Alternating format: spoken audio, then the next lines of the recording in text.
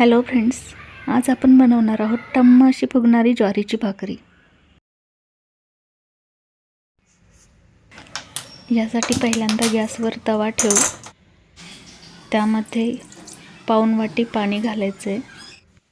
इकडे पाण्याला उकळी येईपर्यंत आपण परातीत ज्वारीचं 2 वाट्या पीठ घेऊ।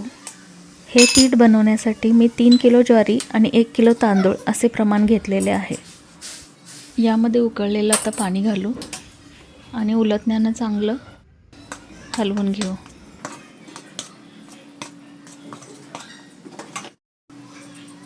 आता लागेल तसं थोडं थोडं थंड पाणी घालून पीठ मळून घ्यायचे। थंड म्हणजे नॉर्मल वॉटर बरं का। छान असं मळून घ्यायचंय।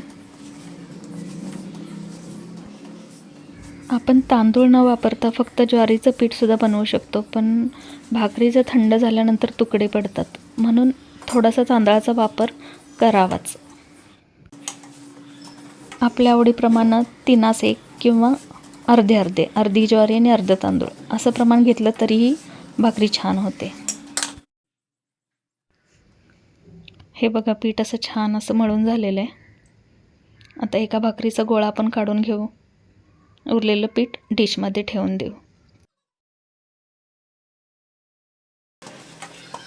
आता हे एका भाकरीचं पीठ देखील आपण थोडंसं मळून घ्यायचं आहे। त्याचा असा गोल गोळा छान बनवायचा आणि हातावर थापून घ्यायचा। याच्यावर थोडंसं पीठ घेऊन परातीत थोडंसं पीठ घेऊन छान असं थापून घ्यायची भाकरी।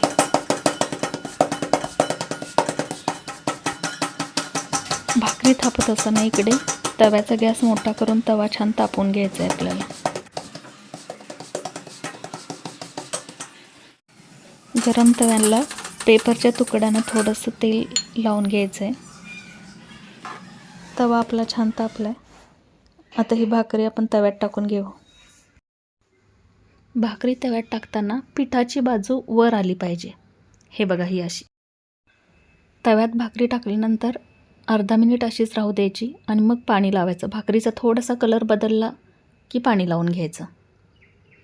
पाणी लावल्यानंतर पण भाकरी लगेच उलटायची नाही, थोडा वेळ थांबायचं, पाणी थोडंसं सुकू द्यायचं आणि मग भाकरी उलटायची।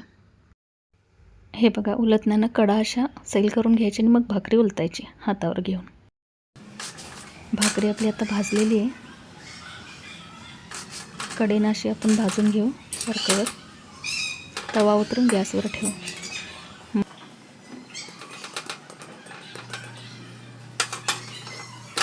कडेनं थोडी थोडी भाजून घेऊ।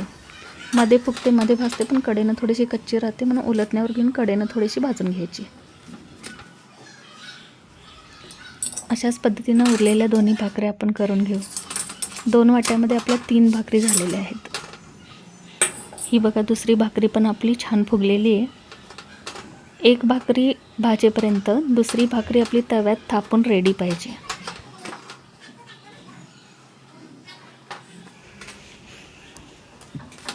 कडेने पण उलटण्यावर घेऊन भाजून घ्यायची। हे बघा, कशी छान सुंदर अशी भाजलेली।